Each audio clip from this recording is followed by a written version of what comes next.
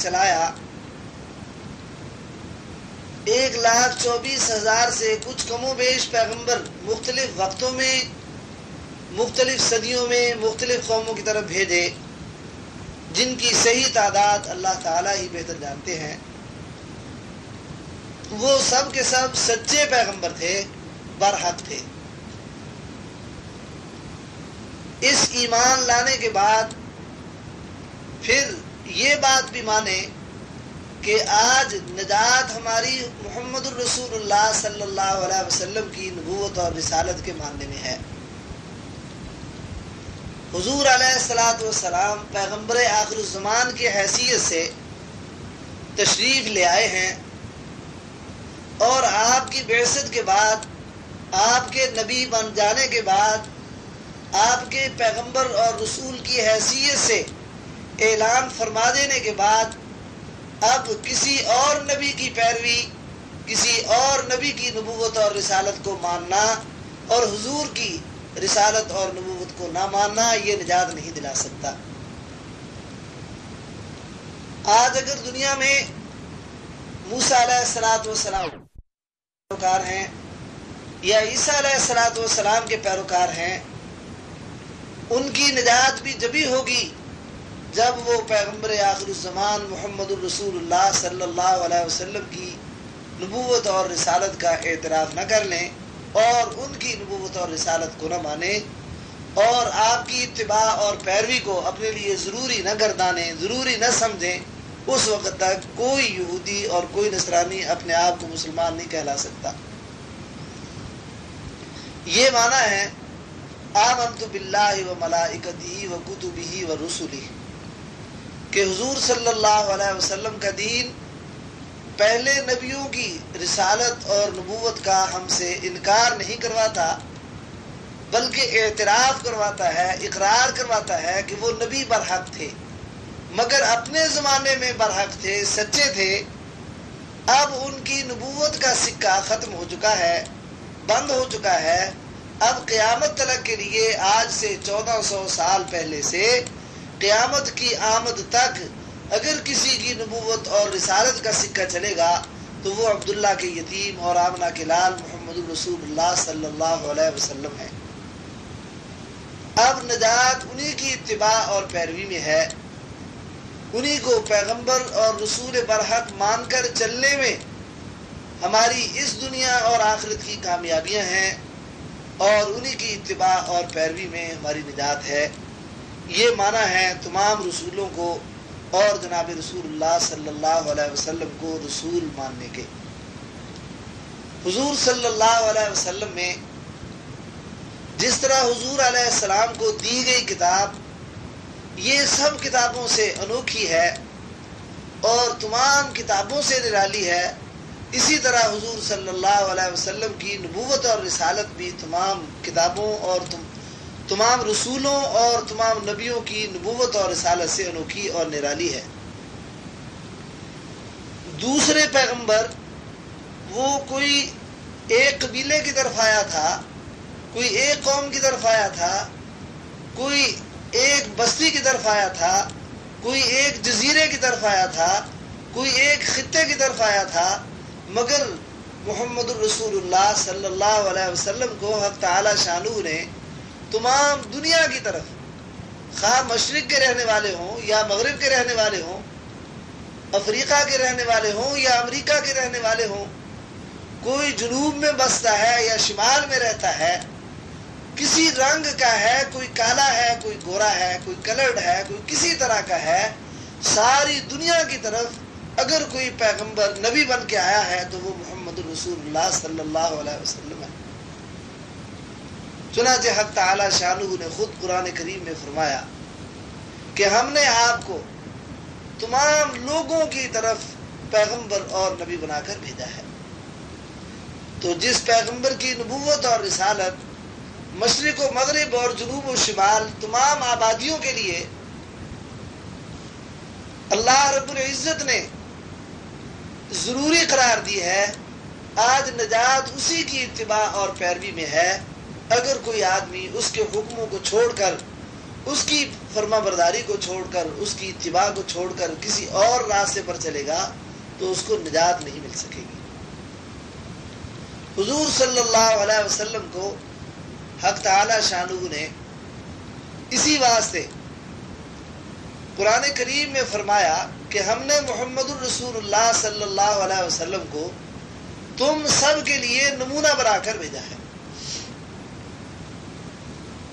چونکہ حضور علیہ السلام کی نبوت اور رسالت یہ سب لوگوں کے لیے ہے، صرف ان لوگوں کے لیے نہیں جنہوں نے عبادت کرنی ہو، صرف ان لوگوں کے لیے نہیں جنہوں نے حکومت کرنی ہو، صرف ان لوگوں کے لیے نہیں جنہوں نے تجارت کرنی ہو، صرف ان لوگوں کے لیے نہیں جو رنگ کے سفید ہوں، صرف ان لوگوں کے لیے نہیں جو کالے ہوں، بلکہ سب کے لیے حضور صلی اللہ علیہ وسلم کی نبوت اور رسالت ہے۔ اس لیے سب کو اللہ رب العزت یہ فرماتے ہیں کہ تم سب کے لیے ہمارے حبیب محمد الرسول اللہ میں اچھی پیروی اور نمونہ ہے۔ حضور صلی اللہ علیہ وسلم تمام امت کے لیے اور امت کے تمام شعبوں کے لیے، امت جتنے فرقوں میں، جتنے شعبوں میں، جتنے طبقوں میں آج بٹی ہوئی ہے، ان سب کے لیے حضور صلی اللہ علیہ وسلم نبی بن کر آئے، اور سب کے سب حضور صلی اللہ علیہ وسلم کی زندگی میں اپنے لیے نمونہ دیکھ سکتے ہیں۔ اگر کسی نے کسی محکوم کو دیکھنا ہو، محکوم اس کو کہتے ہیں جس پر کسی اور کی حکومت ہو اور وہ حکمران نہ ہو، بلکہ ہماری طرح وہ محکوم ہو۔ پاکستان میں جو لوگ عوام رہتے ہیں وہ محکوم ہیں، اور جو ان پر حکومت سلطنت کرتی ہے ان کو حاکم کہا جاتا ہے۔ حکومت کرنے والا حاکم ہوتا ہے، جس پر حکومت کی جاتی ہے اس کو محکوم کہتے ہیں۔ اگر کسی نے یہ نمونہ دیکھنا ہو کہ حضور صلی اللہ علیہ وسلم نے محکوم بن کر کس طرح زندگی بسر کی، تو اللہ تبارک و تعالیٰ نے 13 سال مکہ معظمہ میں محمد الرسول اللہ صلی اللہ علیہ وسلم کو محکوم رکھا۔ عرب کے سردار اور قریش کے رؤساء اور رئیس یہ حاکم بنتے تھے اور محمد الرسول اللہ صلی اللہ علیہ وسلم محکوم تھے۔ بالآخر نبی کریم صلی اللہ علیہ وسلم ہجرت کر کے مکہ معظمہ سے مدینہ منورہ تشریف لے گئے۔ 10 سال کی وہاں کی زندگی یہ ایک حاکم کی حیثیت سے گزاری۔ تو اگر کوئی شخص یہ کہے کہ میں حضور صلی اللہ علیہ وسلم کی محکومانہ زندگی یعنی پبلک کی زندگی دیکھ کر نمونہ حاصل کرنا چاہتا ہوں، تو مکی زندگی سامنے کھلی ہوئی کتاب کی طرح موجود ہے۔ اور اگر کوئی شخص حضور صلی اللہ علیہ وسلم کو بحیثیت حاکم کے دیکھنا چاہے تو مدینہ منورہ کی 10 سالہ زندگی اس کے سامنے موجود ہے۔ دنیا میں جتنے بھی شعبے موجود ہیں، قابل قدر جتنے بھی کام موجود ہیں، وہ سب نبی کریم صلی اللہ علیہ وسلم نے کر کے دکھائے اور اپنی امت کو نمونہ پیش فرمایا۔ اگر کوئی شخص یوں کہے کہ ہم تو حضور صلی اللہ علیہ وسلم کو شب بیدار اور عبادت میں رات گزارنے والے عابد کی حیثیت سے دیکھنا چاہتے ہیں، ہم اپنی عبادتوں میں حضور صلی اللہ علیہ وسلم کا نمونہ دیکھنا چاہتے ہیں، تو حضور علیہ السلام کی زندگی میں یہ نمونہ بھی موجود ہے۔ حضرت عائشہ صدیقہ رضی اللہ تعالیٰ عنہ بیان فرماتی ہیں کہ کمرے ہمارے چھوٹے ہوتے تھے، رات اندھیری ہوتی تھی، اور حضور صلی اللہ علیہ وسلم رات بھر لمبی لمبی رات نفلیں پڑھا کرتے تھے، لمبا قیام فرمایا کرتے تھے، اور آپ کے پیر مبارک سوج جایا کرتے تھے، ورم ہو جایا کرتا تھا، خون اتر اتر کر اتنی لمبی نماز پڑھا کرتے تھے۔ اور حضرت عائشہ صدیقہ رضی اللہ تعالیٰ عنہ ام المومنین فرماتی ہیں کہ حضور علیہ الصلوۃ والسلام بہت لمبا قیام کرنے کے بعد جب رکوع جاتے اور رکوع سے اٹھ کر سجدے جانے لگتے تو مجھے ہاتھ لگا دیتے اور میں اپنے پاؤں سمیٹ لیتی اور حضور صلی اللہ علیہ وسلم وہاں سجدہ کر لیتے، کیونکہ گھر چھوٹا ہوتا تھا، ایک آدمی لیٹ جائے تو دوسرے آدمی کے لیے نماز پڑھنے کی جگہ نہیں ہوتی تھی۔ اندازہ کیجئے کہ حضور صلی اللہ علیہ وسلم کتنی سادگی کے ساتھ اس دنیا سے تشریف لے گئے ہیں اور کتنی سادہ زندگی حضور صلی اللہ علیہ وسلم نے بسر فرمائی ہے۔ حضرت عائشہ صدیقہ رضی اللہ تعالیٰ عنہ یہ حضور صلی اللہ علیہ وسلم کی بیوی بنی ہے ہجرت کے بعد۔ مدینہ منورہ میں جب حضور حاکم تھے، محکوم نہیں تھے، مگر حکومت کے زمانے میں اتنی عبادت کی ہے اور اتنی سادگی سے رہے ہیں کہ گھر میں ایک مائی صاحبہ کے لیٹنے کے بعد الگ اتنی جگہ نہیں ہوتی تھی کہ حضور صلی اللہ علیہ وسلم کھلے بندوں آزادی کے ساتھ سجدہ کر لیں۔ جب تک عائشہ صدیقہ رضی اللہ تعالیٰ عنہ پیر مبارک اکٹھے نہیں کرتی تھی، حضور صلی اللہ علیہ وسلم کے لیے سجدے کے لیے جگہ نہیں ملتی تھی۔ اور حضرت عائشہ صدیقہ رضی اللہ تعالیٰ عنہ بیان کرتی ہے کہ میں نے عرض کیا ہے اللہ کے رسول صلی اللہ علیہ وسلم، اللہ تعالیٰ نے آپ کو ساقی کوثر بنایا ہے، آپ نے تو معاشر میں حوض کوثر سے امتیوں کو پانی پلانا ہے اور آپ نے سفارش فرمانی ہے گناہگاروں کی، آپ کی سفارش کے قبول کرنے کی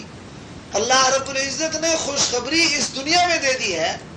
تو آپ اتنا کیوں تنگ ہوتے ہیں کہ اتنی لمبی نماز پڑھتے ہیں کہ آپ کے پیر مبارک سوج جاتے ہیں؟ آپ آرام فرما لیا کریں، اتنی محنت نہ اٹھایا کریں۔ حضور صلی اللہ علیہ وسلم نے فرمایا، عائشہ اللہ نے مجھ پر بہت نعمتیں کی ہیں، افلا اکون عبدا شکورا، کیا میں اللہ کی نعمتوں کا شکریہ نہ ادا کروں؟ یہ تو میں لمبی نمازیں پڑھ کر اپنے رب کا شکریہ ادا کرتا ہوں، شکر گزاری کے جذبات ظاہر کرنے کے لیے اتنی تکلیف اٹھاتا ہوں۔ یہ حضور صلی اللہ علیہ وسلم کا نمونہ ہے ایک عابد کے لیے جس نے راتوں کو زندہ رہ کر اللہ کی عبادت کرنی۔ روایات میں آتا ہے کہ 3 شخص نبی کریم صلی اللہ علیہ وسلم سے مسئلہ پوچھنے کے لیے آئے۔ رات کا وقت تھا، حضور صلی اللہ علیہ وسلم اتفاق سے گھر میں تشریف فرما نہیں تھے۔ حضرت عائشہ صدیقہ گھر پر موجود تھی، انہوں نے دستک دی تو مائی صاحبہ نے فرمایا کہ حضور صلی اللہ علیہ وسلم تو گھر پر نہیں ہے۔ دونوں نے کہا ہم تو مسئلہ پوچھنے کے لیے آئے تھے۔ مائی صاحبہ نے فرمایا کہ بتاؤ تمہارا مسئلہ کیا ہے، شاید ہم ہی بتا دیں۔ تو ان تینوں نے اپنے مسئلے پیش کیے۔ ایک نے کہا کہ میں نے حضور صلی اللہ علیہ وسلم کی عبادت دیکھ کر یہ فیصلہ کر لیا ہے کہ آج کے بعد میں تمام رات عبادت میں گزارا کروں گا، 1 منٹ کے لیے نہیں سویا کروں گا۔ میں نے اپنے اوپر نیند حرام کر لی ہے، آج کے بعد میں نے سونا نہیں ہے، تمام رات عبادت میں گزارا کرے گی۔ دوسرے نے کہا کہ مجھے یہ معلوم ہوا ہے کہ حضور صلی اللہ علیہ وسلم بہت روزے رکھتے ہیں، تو میرا جی چاہتا ہے کہ میں ساری عمر کے روزے رکھوں اور کوئی دن بھی میں روزوں سے نہ چھوڑوں۔ دوسرے نے یہ کہا۔ تیسرے نے کہا کہ میرا یہ جی چاہتا ہے کہ حضور صلی اللہ علیہ وسلم تو اللہ تعالیٰ کے پیغمبر ہیں، وہ تو بہت بلند اخلاق کے مالک ہیں، وہ تو شادی شدہ بھی ہے اور اللہ کی عبادت بھی کرتے ہیں، بیویوں کے حقوق بھی ادا کرتے ہیں اور اللہ کے حقوق بھی ادا کرتے ہیں، مگر میں تو بہت کمزور ہوں، میں اگر شادی کروا لوں گا تو میں اللہ کے حقوق ادا نہیں کر سکوں گا، مجھ سے عبادت نہیں ہو سکے گی۔ میں نے قسم کھا لی ہے کہ میں ساری زندگی مجرد رہ کر بغیر شادی کے گزار دوں گا اور مجھے شادی نہیں کرنی۔ تینوں نے اپنے یہ مسئلے پیش کیے۔ روایات میں آتا ہے کہ اتنے میں جناب نبی کریم صلی اللہ علیہ وسلم باہر سے گھر تشریف لے آئے اور انہوں نے دیکھا کہ 3 آدمی دروازے پر کھڑے مسائل پوچھ رہے۔ حضور صلی اللہ علیہ وسلم نے فرمایا کہ بھئی کیا مسئلے پوچھتے ہو؟ انہوں نے کہا کہ یہ مائی صاحبہ نے فرما دیا کہ ان تینوں کے یہ مسائل ہیں۔ حضور صلی اللہ علیہ وسلم نے فرمایا جس آدمی نے یہ کہا ہے کہ میں ساری رات عبادت کیا کروں گا، بالکل سونا آج سے میں نے ترک کر دیا ہے، اس نے بھی غلط کہا، اس لیے کہ میں اللہ کا پیغمبر ہو کر رات کا کچھ حصہ سوتا ہوں اور کچھ حصہ عبادت کرتا ہوں۔ تو تم اس کے پابند ہو کہ اپنے پیغمبر کی اتباع اور پیروی کرو۔ اللہ پیغمبر بھیجتے ہی اس لیے ہیں، وَمَا أَرْسَلْنَا مِن رَسُولٍ إِلَّا لِيُطَاعَ بِإِذْنِ اللَّهِ، اللہ تعالیٰ پیغمبروں کو محض اطاعت اور فرما برداری کے لیے بھیجتے ہیں۔ تو میں حضور صلی اللہ علیہ وسلم فرماتے ہیں میں چونکہ رات کو سوتا بھی ہوں اور جاگتا بھی ہوں، اس لیے تم یہ نہیں کر سکتے کہ تم محض سونے کو ترک کر دو اور جاگنے کو، عبادت کو اپنا معمول بناؤ۔ یہ نہیں ہو سکتا۔ جب اللہ کا پیغمبر سوتا بھی ہے اور عبادت بھی کرتا ہے تو تمہارے لیے بھی یہ ضروری ہے کہ تم سو بھی اور عبادت بھی کرو۔ جس بھائی نے یہ کہا کہ آج کے بعد میں ساری زندگی کے روزے رکھوں گا اور کبھی میں روزہ نہیں چھوڑوں گا، حضور صلی اللہ علیہ وسلم نے فرمایا اما انا فاصوم وافطر، کہ بھائی میں تو روزہ بھی رکھتا ہوں اور میں روزہ چھوڑتا بھی ہوں، تم نے میری پیروی اور میری ریس اور میری اتباع نہیں کرنی ہے۔ تم اگر مجھے ماننے والے ہو پھر میری پیروی کرو، میری اتباع کرو۔ تیسرے سے فرمایا کہ بھائی دیکھو، شادی سے گریز کرنا کوئی دین کی بات نہیں ہے، بلکہ یہ تو بے دینی کی بات ہے کہ ایک آدمی کہے میں شادی بالکل نہیں کراؤں گا۔ میں نے شادی بھی کی ہے، بیویوں کے حقوق بھی ادا کرتا ہوں اور اللہ کے حقوق بھی ادا کرتا ہوں۔ تو جب اللہ کا پیغمبر شادی بھی کرتا ہے، حقوق، عورتوں کے حقوق بھی ادا کرتا ہے، اللہ کے حقوق بھی ادا کرتا ہے، سوتا بھی ہے اور عبادت بھی کرتا ہے، روزہ رکھتا بھی ہے، روزہ نہیں بھی رکھتا، روزہ چھوڑ بھی دیتا ہے، تو کسی امتی کے لیے یہ جائز نہیں ہے کہ وہ اپنے پیغمبر کی مخالفت میں یہ خیال کر لے کہ آج کے بعد میں ساری زندگی نہیں سوؤں گا، آج کے بعد میں ساری زندگی روزہ نہیں چھوڑوں گا، آج کے بعد ساری زندگی میں مجرد رہ کر، تنہا رہ کر گزار دوں گا اور شادی نہیں کرواؤں گا۔ یہ امتی کے لیے جائز نہیں۔ اگر کوئی شخص یہ چاہے کہ میں حضور صلی اللہ علیہ وسلم کے، آپ کی ذات گرامی میں اور آپ کے اندر میں بحیثیت ایک سپہ سالار کے، ایک بہادر فوجی کے نمونہ دیکھنا چاہتا ہوں کہ حضور صلی اللہ علیہ وسلم فوجی حیثیت سے، بہادر ہونے کی حیثیت سے، مجاہد ہونے کی حیثیت سے، جان سپار اور جان نثار ہونے کی حیثیت سے کتنے بہادر تھے، کتنے اچھے نمونہ دینے والے تھے۔ تو آئیے جنگ احد میں حضور صلی اللہ علیہ وسلم میدان میں اس وقت بھی کھڑے ہیں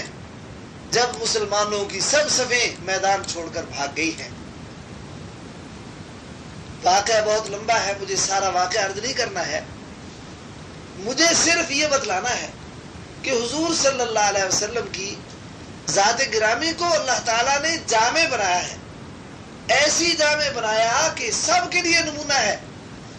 ایک سپہ سالار، ایک بہادر فوجی بھی اگر حضور صلی اللہ علیہ وسلم کی زندگی میں نمونہ چاہے تو اس کو بہترین نمونے ملتے ہیں۔ غزوہ احد میں مسلمانوں کا پلہ ابتدا سے بھاری تھا،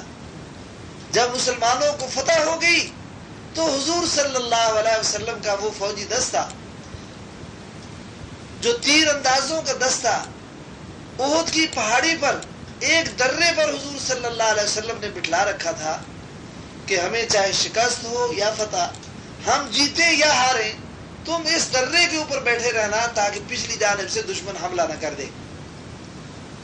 جب مسلمانوں نے میدان مار لیا، کافروں کو شکست ہو گئی، کافر بھاگ نکلے، مسلمانوں نے خیال کیا کہ اب تو دشمن بھاگ گیا، اب تو ہمیں فتح ہو گئی، اب تو یہاں بیٹھنا درے کے اوپر کوئی ضروری نہیں رہا، یہ تو جنگ کے وقت تک کے لیے بیٹھنا ضروری تھا۔ لڑائی تو ختم ہو گئی، جو دشمن میدان میں تھے وہ مارے گئے، جو بھاگ گئے وہ میدان چھوڑ کر چلے گئے، اب لڑائی ختم ہوگی لہذا ہم اتر جاتے ہیں۔ وہ مسلمان اترے اور وہ بھی مال غنیمت لوٹنے میں مصروف ہو گئے۔ حضرت خالد ابن ولید رضی اللہ تعالیٰ عنہ ابھی تلک مسلمان نہیں ہوئے تھے، یہ دشمنوں کی فوج میں سپاہی بن کر لڑ رہے تھے۔ انہوں نے ایک فوجی دستے کو اس درے کو خالی پا کر پچھلی جانب سے حملہ کیا اور مسلمانوں کو حاصل ہوئی کامیابی وہ ناکامی کے ساتھ بدل گئی اور مسلمان شکست کھا گئے۔ اسی شکست میں حضور صلی اللہ علیہ وسلم کا دندان مبارک شہید ہوا اور حضور علیہ السلام کی وہ لوہے کی زرہ حضور کے جسم میں چبھ گئی اور جسم لہو لہان ہوا اور حضور صلی اللہ علیہ وسلم کو بھی تکلیف ہوئی۔ اتنی تکلیف پہنچنے کے باوجود سارے صحابی میدان چھوڑ کر صفوں سے بھاگ نکلے، مگر اللہ کا پیغمبر اپنی جگہ پر کھڑا ہوا ہے اور حضور صلی اللہ علیہ وسلم یہ اونچی آواز سے پکار رہے ہیں، انا النبی لا کذب انا ابن عبد المطلب، میں اللہ کا نبی ہوں، جھوٹ نہیں ہے، اور میں عبد المطلب کا بیٹا ہوں، میں بھاگ نہیں سکتا، میں میدان کارزار کھڑا۔ اور حضور صلی اللہ علیہ وسلم نے یہ آواز کیوں لگائی تھی؟ اس کی وجہ یہ تھی کہ روایات میں آتا ہے کہ شیطان نے یہ آواز لگا دی تھی کہ حضور صلی اللہ علیہ وسلم معاذ اللہ شہید ہو گئے ہیں۔ شیطان نے انسانی شکل بن کر مسلمانوں کے دلوں کو کھیڑنے کے لیے یہ ان کے سامنے آواز لگا دی کہ حضور صلی اللہ علیہ وسلم معاذ اللہ شہید ہو گئے ہیں۔ مسلمان اس سے باطل ہوئے اور بھاگ گئے کہ اب حضور صلی اللہ علیہ وسلم نہیں رہے، ہم نے لڑ کر کیا کرنا ہے، میدان جیت کر کیا کرنا ہے۔ مگر حضور صلی اللہ علیہ وسلم اتنے بہادر ہیں کہ اپنی جگہ پر کھڑے ہیں اور دشمن کی آنکھوں میں آنکھیں ڈال کر یہ فرما رہے ہیں، انا النبی لا کذب انا ابن عبد المطلب، اللہ کا نبی زندہ موجود ہے، میں اللہ کا نبی ہوں، اس میں جھوٹ نہیں ہے، میں عبد المطلب کا، میں ہاشم کے، بنو ہاشم کے خاندان کا چشم و چراغ ہوں، میں بزدل نہیں ہوں کہ میں میدان سے بھاگ جاؤں۔ حضور صلی اللہ علیہ وسلم تنہا وہاں کھڑے ہیں اور حضور صلی اللہ علیہ وسلم کی یہ آواز جب صحابہ کے کانوں میں پہنچی، پھر صحابہ آ کر حضور صلی اللہ علیہ وسلم کے ارد گرد جمع ہوتے ہیں اور پھر حضور علیہ السلام کے گرد حفاظت کی باڑ بنا کر کھڑے ہو جاتے ہیں۔ اللہ نے بہادری بھی بہت نصیب فرمائی تھی، ریاضت اور مجاہدہ بھی حضور صلی اللہ علیہ وسلم کو حق تعالی شانہ نے بہت دیا۔ غزوہ احزاب میں، جس کو غزوہ خندق کہتے ہیں، جب دشمنوں نے مدینہ منورہ پر چڑھائی کی، بہت کثیر لشکر تھا اور اگر وہ حملہ آور ہو جاتے تو خطرہ تھا کہ مسلمان عورتیں، مسلمان بچیاں، مسلمان بچے اور صحابہ،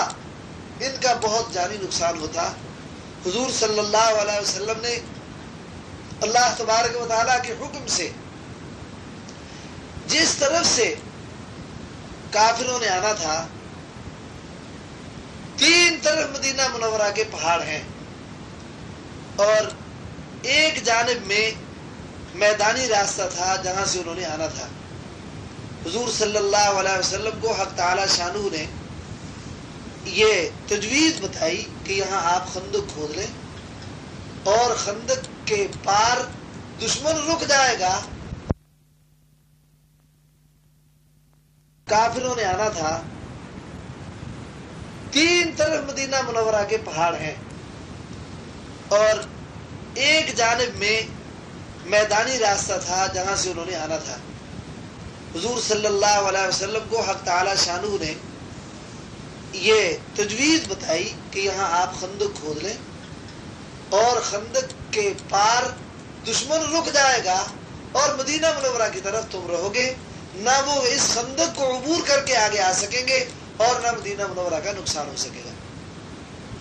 اس کو خندق کی لڑائی بھی کہتے ہیں، غزوہ احزاب بھی کہتے ہیں۔ مسلمان اس دن بہت طاقتور تھے اور بہت ان کی کثیر تعداد تھی، یہ بھی بڑے مسلح تھے، مگر حق تعالی شانہ نے اتنی آزمائش کی ہے۔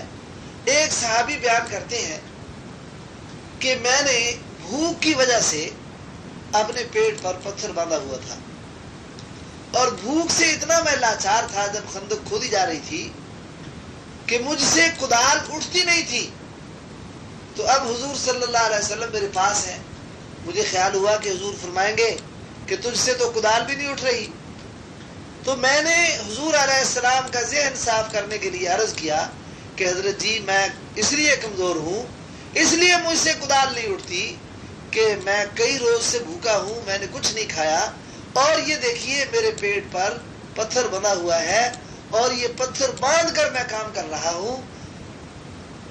ورنہ میرا پیٹ کئی روز سے خالی ہے. حضور صلی اللہ علیہ وسلم اس صحابی سے فرماتے ہیں کہ پیارے، اگر تو نے بھوک کی وجہ سے اپنے پیٹ پر ایک پتھر باندھا ہے تو لے. حضور صلی اللہ علیہ وسلم نے پیٹ مبارک سے اپنا کرتا اٹھایا اور اٹھا کر اس صحابی کو دکھلایا کہ دیکھ تیرے پیٹ پر ایک پتھر ہے اور میں نے 2 پتھر باندھ رکھے. اتنی ریاضت اور مشقت حضور صلی اللہ علیہ وسلم نے دین کے لیے برداشت کی ہے. یہ دین جو صحابہ سے ہمارے پاس پہنچا یہ بہت قربانیوں سے پہنچا. ہمارے بڑوں نے اس کے لیے بہت قربانیاں دی اور بڑی محنتیں اٹھائی ہیں،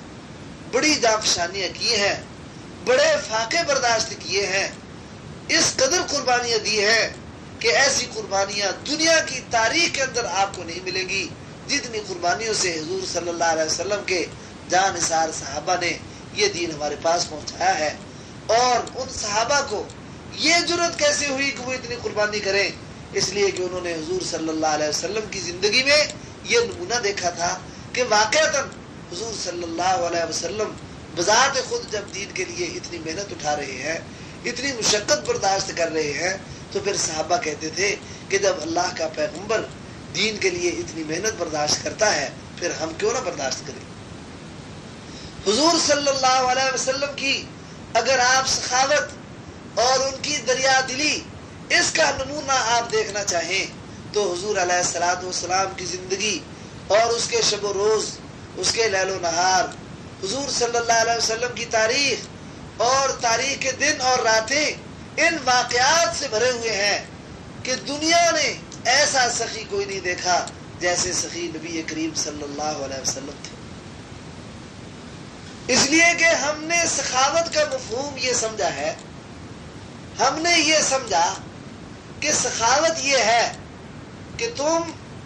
اگر کوئی مانگنے کے لیے تمہارے پاس آ جائے تو اس کو دے دو، یہ سخاوت ہے. اگر کوئی سائل اپنی ضرورت لے کر آئے اس کی ضرورت پوری کر دو، یہ سخاوت ہے. مگر اللہ کا پیغمبر ایسا سخی نہیں تھا. اللہ کے پیغمبر ایسے سخی تھے کہ وہ سائلوں کو، ضرورت والوں کو تلاش کر کر کے ان کی ضرورتیں پوری فرمایا کرتے تھے. یہ حضور صلی اللہ علیہ وسلم کی سخاوت تھی. اور پھر کس طرح پر حضور علیہ الصلوۃ والسلام نے اپنی زندگی گزاری ہے. گھر کے اندر کچھ نہیں رکھا، ساری زندگی فاقوں سے گزاری مگر دوسروں کو فاقے سے نہیں رہنے دیا. ساری زندگی میں کبھی ایسا نہیں ہوا کہ کئی روز سے بھوک لگی ہوئی ہو تو حضور صلی اللہ علیہ وسلم پہلے کھانے لگ جائیں اور حضور علیہ الصلوۃ والسلام کے صحابہ بعد میں کھانے لگے ہوں. ایسا کبھی نہیں کیا، بلکہ حضور علیہ الصلوۃ والسلام نے اپنی پیاس بعد میں بجھائی، اپنے ساتھیوں کی پیاس کو پہلے بجھایا، اپنی ضرورت بعد میں پوری کی اور ساتھیوں کی ضرورت کا پہلے احساس کیا. جس دن حضور صلی اللہ علیہ وسلم ہجرت کر کے مکہ معظمہ سے غار ثور میں پہنچے ہیں، 3 دن وہاں رہے اور اللہ رب العزت نے وہاں جب حفاظت فرما دی،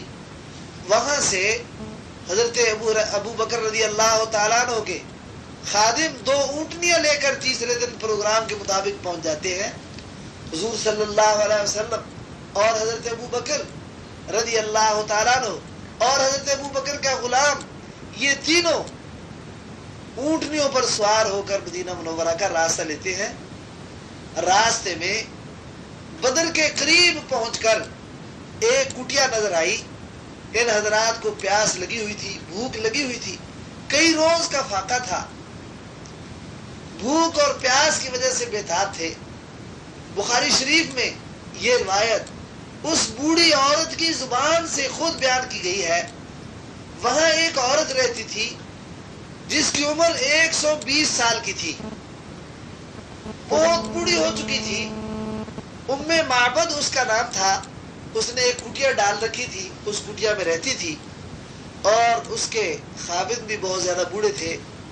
اور وہ بکریاں چرا کر جنگل سے لایا کرتے تھے. خاوند بکریاں لے کر جنگل گیا ہوا تھا چرانے کے لیے. گھر میں کھانے پینے کی کوئی چیز نہیں.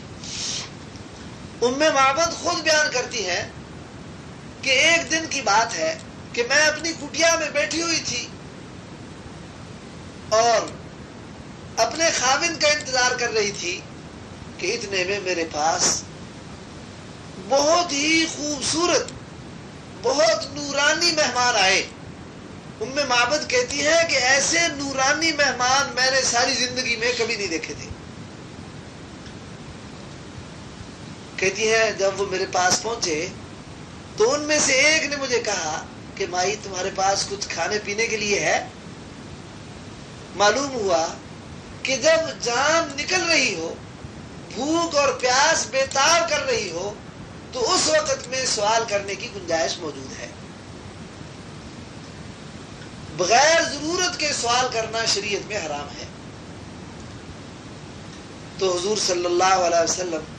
ابو بکر رضی اللہ تعالیٰ عنہ کو بھیجتے ہیں کہ اس مائی سے کہو کہ کوئی کھانے پینے کے لیے چیز ہے تو ہمیں کھلا دے. عرب کی عورتیں, عرب کے لوگ ویسے بھی بہت زیادہ مہمان نواز ہوتے ہیں. تو معبد کہتی ہیں میں مہمانوں کو دیکھتی ہوں کہ یہ نورانی شکلیں, آج تک ایسے مہمان کبھی نہیں دیکھے, اور اپنے گھر کو دیکھتی ہوں تو گھر میں کھانے پینے کی چیز کوئی نہیں. خود معبد بیان کرتی ہیں کہ میں نے جب جواب دیا تو حضرت ابو بکر رضی اللہ تعالیٰ عنہ کہنے لگے مائی دیکھو وہ تمہارے گھر میں سامنے ایک کونے کے اندر بکری ایک بیٹھی ہے, کیا ہم اسی پر اپنی قسمت آزمائی نہ کر لیں؟ تو معبد نے کہا اللہ کی قسم یہ بکری نہ گوشت کے قابل ہے نہ دودھ دینے کے قابل ہے. یہ اتنی بوڑھی ہے, نہ یہ چل سکتی ہے نہ پھر سکتی ہے, اور نہ اس کا گوشت کھایا جا سکتا ہے نہ یہ دودھ دے سکتی ہے. یہ تو سال ہا سال سے نکمی ہے, اور تھوڑا بہت گھاس اس کو ڈال دیا جاتا ہے, اس سے اس کی زندگی بچی ہوئی ہے, نہ یہ کھائی جا سکتی ہے نہ اس کا دودھ دھویا جا سکتا ہے. حضور صلی اللہ علیہ وسلم نے جب حضرت ابو بکر سے یہ سنا کہ ایک بکری موجود ہے تو حضور علیہ السلام نے فرمایا ابو بکر سے کہ معبد سے کہہ دو, مائی سے کہہ دو کہ مائی تم اجازت دے دو ہم اپنی قسمت آزمائی کر لیتے ہیں. تو مائی نے کہا میری اس سے زیادہ خوش بختی کیا ہوگی اگر یہ ہماری بوڑھی بکری تمہارے کام آ جائے. تو حضور صلی اللہ علیہ وسلم نے ابو بکر سے کہا کہ اس کو اٹھا کر لے آؤ. تو ابو بکر اپنی گود میں اس بکری کو اٹھا کر لائے, وہ چل نہیں سکتی تھی. گود میں لا کر حضور صلی اللہ علیہ وسلم کے سامنے پیش کیا. معبد خود بیان کرتی ہیں کہ حضور صلی اللہ علیہ وسلم نے, یہ معبد نہیں جانتی کہ یہ اللہ کا پیغمبر ہے اور یہ ابو بکر صدیق ہے, نہیں جانتی, کچھ پتہ نہیں, صرف یہ دیکھتی ہے کہ نورانی مہمان ہے, ایسے مہمان میں نے آج تک نہیں دیکھے. وہ معبد کہتی ہے کہ نبی کریم صلی اللہ علیہ وسلم نے اس بکری پر ہاتھ پھیرا اور وہ جوان بکری بن گئی, اور اس کا حوانہ لباس دودھ سے بھر گیا, اور وہ ٹانگیں پھیلا کر کھڑی ہو گئی جیسے کہ بکری جس کا دودھ دویا جاتا ہو, اور دودھ دوتے وقت وہ ٹانگیں پھیلا کر مالک سے زبان حال سے کہتی ہے کہ میں دودھ دینے کے لیے تیار ہوں, تم دودھ دو لو. حدیث میں آتا ہے فدفاجت ودرت مجترت, کہ اس نے اپنے پستانوں میں دودھ بھر لیا اور وہ ٹانگیں پھیلا کر کھڑی ہو گئی, اور اس کے پستانوں سے دودھ ٹپکنے لگا. گویا وہ زبان حال سے کہہ رہی ہے کہ اگر تم خود نہیں دو گے تو میں خود اپنا دودھ نچوڑ کر تمہارے سامنے پیش کر دوں گی. اس انداز سے وہ بکری کھڑی ہو گئی. تو حضور صلی اللہ علیہ وسلم نے حضرت ابو بکر سے فرمایا کہ اس مائی کے گھر میں جتنے برتن ہیں وہ سب منگوا لو. چنانچہ اس کے گھر میں جتنی, حدیث میں آتا ہے چلمچیاں بھی بھر دی, دیگیں بھر دی, دیگچیاں بھر دی, کٹورے بھر دیے, لوٹے بھر دیے, گلاس بھر دیے, جو کچھ تھا سارا اس بکری کے دودھ سے بھر دیا.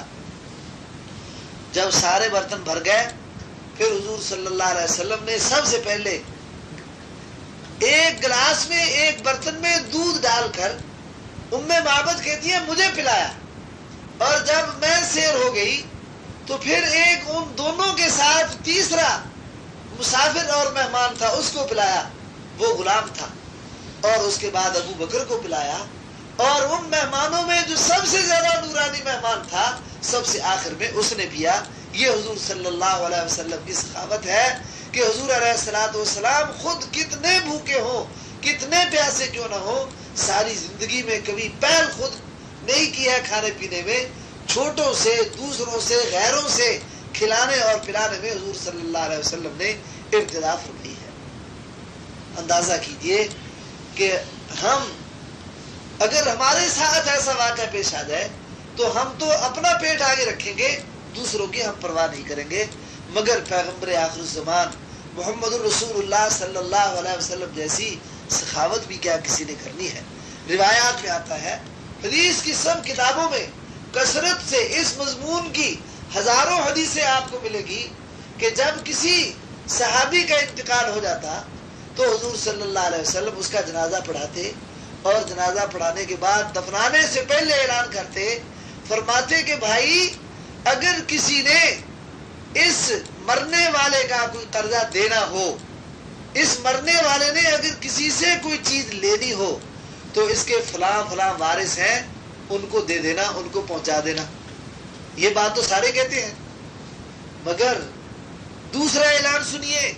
حضور صلی اللہ علیہ وسلم اس کے ساتھ ہی دوسرا اعلان فرماتے ہیں کہ اگر کسی نے اس مرنے والے سے لینا ہو تو اب یہ نہیں فرمایا کہ وارثوں سے لے لے،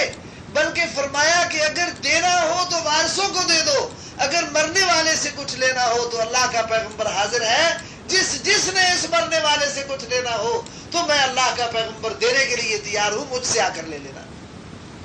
ایسا سخی سورج کی نگاہ میں کبھی نہیں دیکھا، اور ایسے سخی کے قدم زمین کی سطح پر کبھی نہیں ٹکے ہوں گے۔ یہ انوکھے اور البیلے سخی تھے کہ اگر بھائی کسی نے کچھ دینا ہے تو اس کے فلاں فلاں وارث ہیں، ان کو دے دینا۔ قرینے کی بات تو یہ تھی، معمول کی بات تو یہ تھی، روٹین کی بات تو یہ تھی کہ دوسرا اعلان بھی اسی طرح فرماتے کہ بھائی اگر کسی نے کچھ دینا ہو تو وہ وارثوں کو دے جائے، مگر اللہ کا پیغمبر یہ فرماتا ہے کہ بھائی اگر دینا ہو تو وارث یہ بیٹھے ہیں، ان کو دے دینا، اگر کسی نے مرنے والے سے کچھ لینا ہو تو اللہ کا پیغمبر حاضر ہے، مجھ سے لے لینا۔ میں یہ نہیں چاہتا کہ میرے کسی امتی پر کسی آدمی کا بوجھ ہو اور وہ کسی کا بوجھ لے کر قبر میں جائے۔ اللہ کا رسول یہ سبق دے رہے ہیں کہ تم اپنا بوجھ اتار کر کے قبر میں جانا۔ آج تو میں زندہ موجود ہوں، میں ساری امت اور امتیوں کا بوجھ اٹھانے کے لیے تیار ہوں، مگر کل کو نہ معلوم تمہارے ورثاء تمہارا بوجھ اٹھائیں یا نہ اٹھائیں، تم اپنے بوجھ کی خود فکر کرنا اور اپنا بوجھ اتار کر جانا۔ ایسا سخی دنیا میں کبھی کسی نے نہیں دیکھا ہوگا۔ باہر صورت اخلاق کے اعتبار سے اگر آپ نبی کریم صلی اللہ علیہ وسلم کو دیکھیں تو حضور صلی اللہ علیہ وسلم ایسے اخلاق امت کو دیتے ہیں کہ ایسے اخلاق آج تلک کسی نے نہیں دیکھے۔ ہمارے ہاں اخلاق کے معنی بھی یہی سمجھے جاتے ہیں کہ اگر کوئی تمہارے ساتھ اچھی طرح بولے، اچھی طرح بات کرے، اچھی طرح ملے جلے تو تم بھی اس سے اچھی طرح بات کرو، اچھی طرح گفتگو کرو، اچھی طرح ملو، اچھی طرح جلو۔ ہمارے ہاں اخلاق کا یہ معنی ہے۔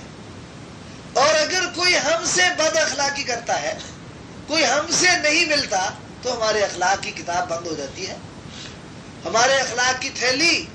اور ہمارے اخلاق کی صندوقچی اس کو قفل لگ جاتا ہے، لاک لگ جاتا ہے، پھر اس تھیلی اور اس صندوقچی سے ہمارے اندر سے کوئی خلق، کوئی اچھا خلق نہیں نکلتا، پھر ہمارے اخلاق بھی بند ہو جاتے ہیں۔ آئیے اس آئینے میں نبی کریم صلی اللہ علیہ وسلم کے اخلاق کا ہم مطالعہ کریں کہ حضور صلی اللہ علیہ وسلم کے اخلاق کیسے تھے۔ نبی کریم صلی اللہ علیہ وسلم نے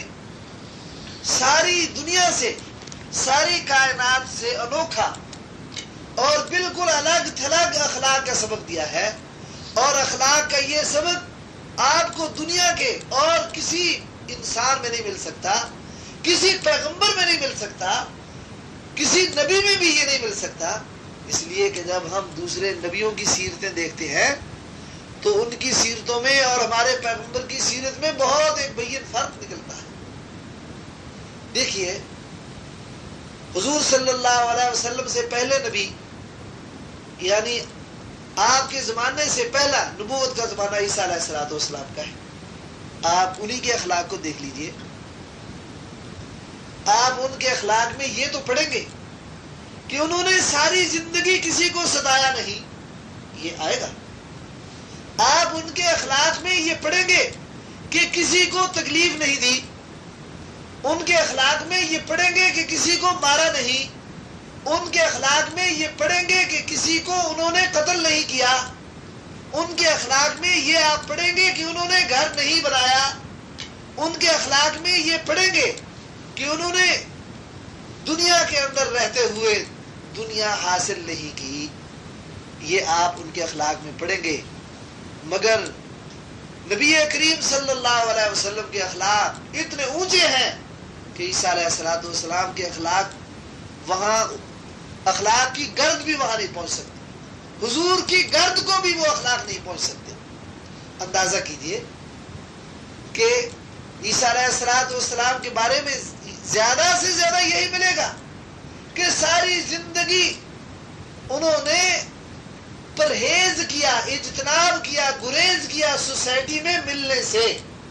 الگ تھلگ بیٹھ کر زندگی بسر کر دی، کسی کو ستایا نہیں، کسی کو گالی نہیں دی، کسی کو مارا نہیں،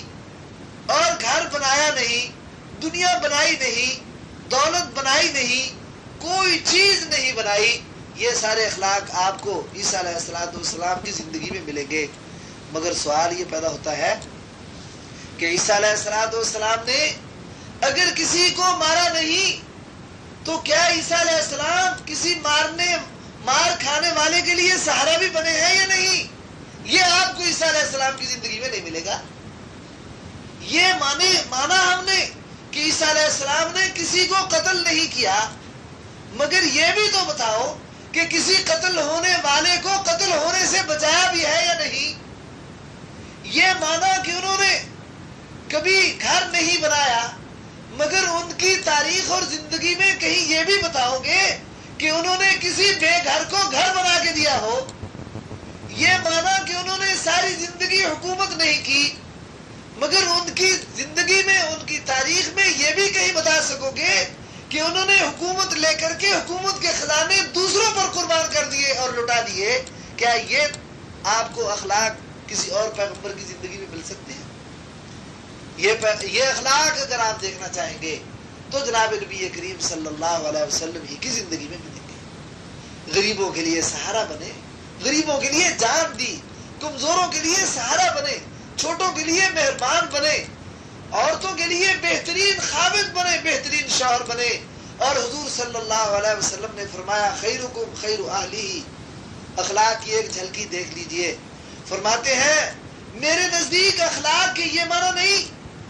کہ مولوی مقتدیوں میں بیٹھ کر، امام مقتدیوں میں بیٹھ کر اپنے اخلاق کا مظاہرہ کرے، چودھری اپنی رعایا میں بیٹھ کر اخلاق کا مظاہرہ کرے، استاد اپنے شاگردوں میں بیٹھ کر اخلاق کا مظاہرہ کرے، میں اس کو اخلاق نہیں سمجھتا۔ حضور صلی اللہ علیہ وسلم فرماتے ہیں حضرت جی پھر آپ کس کو اخلاق سمجھتے ہیں؟ فرمایا میں خلق، خوش خلقی اور اخلاق اس کو سمجھتا ہوں کہ کوئی مرد اپنے بہترین اخلاق کا مظاہرہ اپنی بیوی کے پاس کرے، اس کو میں خوش خلق کہوں گا۔ اگر بیوی کہتی ہے یہ میرا مرد تو جن ہے، بیوی کہتی ہے بڑا بد مزاج ہے، بیوی کہتی ہے بہت اکھڑ ہے، تو حضور صلی اللہ علیہ وسلم کی سیرت اس مرد کو کبھی خوش خلق کہنے کے لیے تیار نہیں کہ جو مرد گھر کے اندر بد مزاج اور بد خلق ہے اور سوسائٹی کے اندر خوش اخلاق ہے، پیر مریدوں میں خوش اخلاق ہے، استاد شاگردوں میں خوش اخلاق ہے، مولوی مقتدیوں میں خوش اخلاق ہے، چودھری اپنے اہلکاروں، اپنے ماتحتوں میں خوش اخلاق ہے، مگر یہ سب کے سب اگر گھر میں خوش اخلاق نہیں تو اللہ کے پیغمبر فرماتے ہیں میں تمہیں خوش اخلاق کہنے کے لیے تیار نہیں ہوں، اس لیے کہ تمہاری خوش خلقی کا سب سے پہلا اور سب سے بڑا مظہر اور سب سے بڑا مظاہرہ تمہارے گھر میں ہونا چاہیے تھا۔ اگر کسی خاوند کی بیوی یہ کہے کہ میرے میاں خوش خلق ہے تو اللہ کا پیغمبر اس شخص کو خوش خلق کہے گا۔ اگر بیوی نہیں کہتی کہ میرا میاں خوش خلق ہے تو اللہ کا پیغمبر اس کو خوش خلق کہنے کے لیے تیار نہیں۔ یہ ہے حضور صلی اللہ علیہ وسلم کے اخلاق۔ فرمایا خیرکم لأہلہ، تم سب میں سے بہتر وہ ہے جو اپنی بیویوں کے لیے بہتر ہے۔ یہ تمہارے اخلاق کا بہترین مظاہرے کا مرکز ہونی چاہیے، تمہارے اخلاق کی پوری توجہ ان کی طرف ہونی چاہیے۔ اگر تم نے اپنے اخلاق کا بہترین مظاہرہ ان سے کیا تو پھر میں سمجھوں گا کہ تم خوش خلق ہو، اور اگر دوسروں کو کرتے رہے وہاں ریاکاری ہوگی۔ اگر مولوی مریدوں میں، اگر مولوی مقتدیوں میں خوش اخلاقی دکھاتا ہے وہ ریاکاری سے کرتا ہے، اگر پیر اپنے مریدوں میں خوش اخلاقی کا مظاہرہ کرتا ہے وہ ریاکاری کی وجہ سے کرتا ہے، اگر استاد شاگردوں میں خوش اخلاقی کا مظاہرہ کرتا ہے ہو سکتا ہے ریاکاری ہو، مگر ریاکاری اگر نہیں ہوگی تو گھر کے اندر نہیں ہوگی، اس لیے کہ گھر میں آدمی بے تکلف ہوتا ہے۔ اگر گھر کی چار دیواری میں خوش اخلاقی کا مظاہرہ دکھلایا تو حضور صلی اللہ علیہ وسلم فرماتے ہیں میرے نزدیک یہ معیار ہے خوش اخلاقی کا۔ حضور صلی اللہ علیہ وسلم اس معیار پر پورے تھے، اس معیار پر پورے تھے، اور انہی اخلاق کی حضور صلی اللہ علیہ وسلم نے تعلیم دی ہے۔ فرماتے ہیں کہ ملنے والوں سے ہر کوئی ملتا ہے، ہنس کر بولنے والوں سے ہر کوئی ہنس کر بولتا ہے، خندہ پیشانی سے ملاقات کرنے والوں سے ہر کوئی خندہ پیشانی سے ملاقات کرتا ہے، مگر اللہ کا پیغمبر یہ فرماتا ہے سل من قطعک واعف عمن ظلمک، جو تم سے کٹے اس سے تم جڑو۔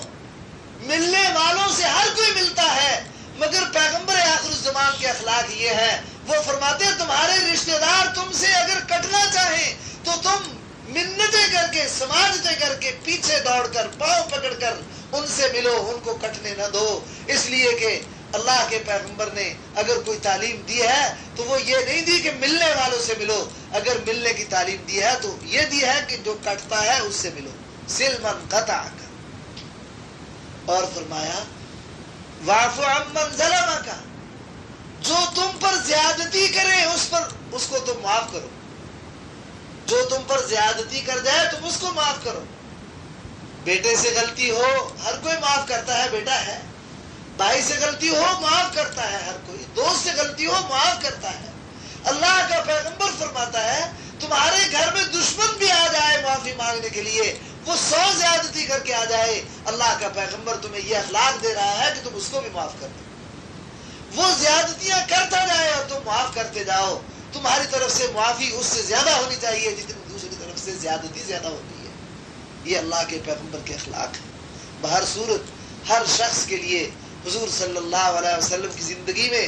ایسے کامل اور بہترین نمونے موجود ہیں کہ ایسے نمونے آج تک کسی نے نہیں دکھائے، اور پیغمبر صلی اللہ علیہ وسلم کی نبوت اور رسالت کو ماننے کا یہ ہمارے اوپر حق ہے کہ ہم جو حضور صلی اللہ علیہ وسلم نے ہمارے سامنے عبادت چھوڑی اس عبادت کو کریں، جن معاملات کی تلقین کی کہ معاملات یوں کرو وہ معاملات کریں،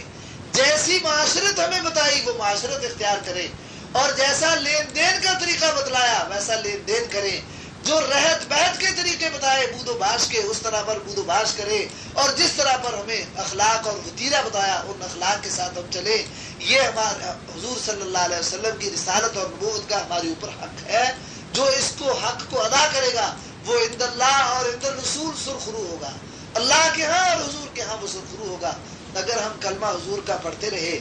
اور لا الہ الا اللہ محمد الرسول اللہ کہتے رہے، حضور کی نبوت اور رسالت کا ہم اعلان کرتے رہے، مگر تعلیمات حضور کی نہ مانی، حکم حضور کے نہ مانے، سیرت حضور کی نہ اپنائی، اخلاق حضور کے نہ اپنائے، معاملات حضور کے نہ اپنائے، تو شاید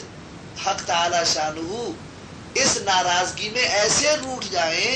کیونکہ اپنے محبوب کی ادا پر مر مٹنے والوں کو اللہ بھی محبوب رکھتے ہیں، اور محبوب سے محبت نہ کرنے والوں سے اللہ بغض رکھتے ہیں۔ انہوں نے صاف کہہ دیا کہ ہمیں ان پر پیار آئے گا جو ہمارے محبوب کی ہر سنت کو اپنائیں گے اور اس پر مر مٹیں گے، اور جو ہمارے حبیب کی سنت کی مخالفت کرے گا جو ان کے طریقوں کے خلاف چلے گا وہ ہمارا کچھ نہیں لگتا، ہمیں پھر اس سے پیار نہیں آئے گا۔ کہیں ہم حضور صلی اللہ علیہ وسلم کے طور طریقے، عادات اور اخلاق اور تعلیمات کو چھوڑ کر اللہ تعالیٰ کے غضب کا نشانہ نہ بن جائیں۔ یہ پیغمبر کا ہمارے اوپر حق ہے۔ اللہ تعالیٰ ہمیں صحیح سمجھنے کی اور عمل کرنے کی توفیق دے۔ اللہم صلی علی سیدنا و مولانا محمد وعلی آل سیدنا و یا حی یا قیوم برحمتک نستغیث اللہم اصلح لنا شأننا کلہ ولا تکلنا الی انفسنا طرفۃ عین اللہم حبب الینا الایمان وزینہ فی قلوبنا وکرہ الینا الکفر والفسوق والعصیان واجعلنا من الراشدین ربنا هب لنا من ازواجنا وذریاتنا قرۃ اعین واجعلنا للمتقین اماما۔ اے اللہ ہمارے گناہوں کو معاف فرما دے، اے اللہ ہماری لغزشوں کو معاف فرما دے، اے اللہ ہم گناہگار ہیں، مگر تیرے حبیب نے فرمایا کہ بہترین گناہگار وہ ہے جو گناہ کرنے کے بعد توبہ کرے۔ اے اللہ ہم تیری بارگاہ میں توبہ کرتے ہیں، تو ہمارے سب چھوٹے بڑے گناہوں کو معاف فرما دے۔ اے اللہ جتنے گناہ جان بوجھ کر کیے ہوں، بھول کر کیے ہوں، سب کو معاف فرما دے۔ اے اللہ چھوٹوں بڑوں سب گناہوں کو معاف فرما دے۔ اے اللہ اپنا فضل فرما، ایمان سے محبت فرما دے، اعمال صالحہ کی محبت ہمارے قلوب میں ڈال دے۔ اے اللہ تو گناہوں سے نفرت ہمارے قلوب میں پیدا فرما دے، فسق اور فجور سے ہمارے دلوں کے اندر تو بغض اور عناد اور دشمنی پیدا فرما دے۔ اے اللہ ہمیں تیری نافرمانی اچھی نہ لگے اور تیری فرما برداری بہت زیادہ محبوب لگے۔ اے اللہ تو ہمیں ایسا بنا دے۔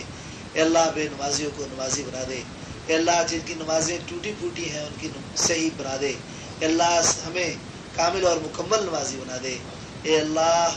تو جو بے اولاد ہیں ان کو نیک اولاد نصیب فرما دے۔ اے اللہ جو مصیبتوں میں گھرے ہوئے ہیں تو ان کی مصیبتیں دور فرما دے۔ اے اللہ ہماری اولاد کو بھی نیک بنا دے۔